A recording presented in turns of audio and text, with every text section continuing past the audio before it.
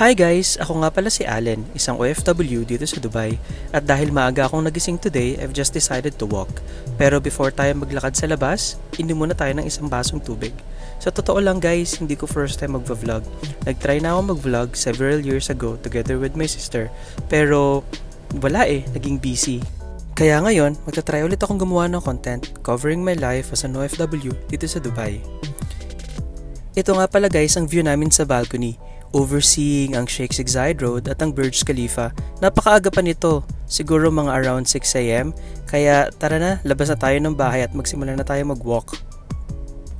Pababa na nga pala ako nito ng building guys, see ya sa baba! Guys, tawid na tayo, green na yung tao, pwede na tayong tumawid. Ewan ko ba ngayong umaga ang daming tao, siguro dahil ito yung off ng mga laborer na nagtatrabaho sa mga construction companies kaya nasa labas sila. Dito ako mag-walk sa City Walk. So kung makikita nyo guys, napakalinis talaga dito sa City Walk at sa Dubai in general. Dito sa City Walk, maraming retail shops, restaurants, at meron din mga rental scooters at bikes. Kung makikita nyo dyan, merong scooter. So pwede mo yung rentahan, pwedeng per hour, pwede ding per day. Meron din mga bikes dyan pero hindi ako nakikita ng mga bike. So ngayon, explore lang natin tong City Walk kasi sobrang aga talaga.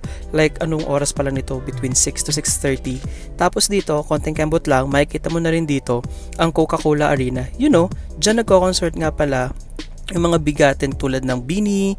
Tapos looking forward din kaming manood ng concert ng SB19. Tara, explore pa natin ang City Walk. Ito na yung main City Walk. So makikita nyo dyan, nandyan yung Canadian University, marami pang restaurants, maraming retail. Buti na nga lang at maaga ako nag-walk kasi as in walang tao. Kasi dito sa Dubai napakahirap mag-video kapag sobrang daming tao. Habang naglalakad nga ako, nakita ko na nakapark pa itong mga tren. Nga pala dahil Sunday 8:30 ng umaga nagsa-start ang operation ng Dubai Metro and Tram. Kaya ganyan nakapark pa sila. At ngayon, masayang-masaya na ako kasi tapos na ako, nakaisang oras na ako na-walk. Kaya tara, uwi na tayo. Hanggang dito na lamang guys. Salamat sa panonood at hanggang sa muli. Ako nga pala ulit si Allen, isang OFW dito sa Dubai. At antabayanan nyo, marami pa tayong magiging upload sa mga susunod na araw. Maraming salamat. Shukran. Bye!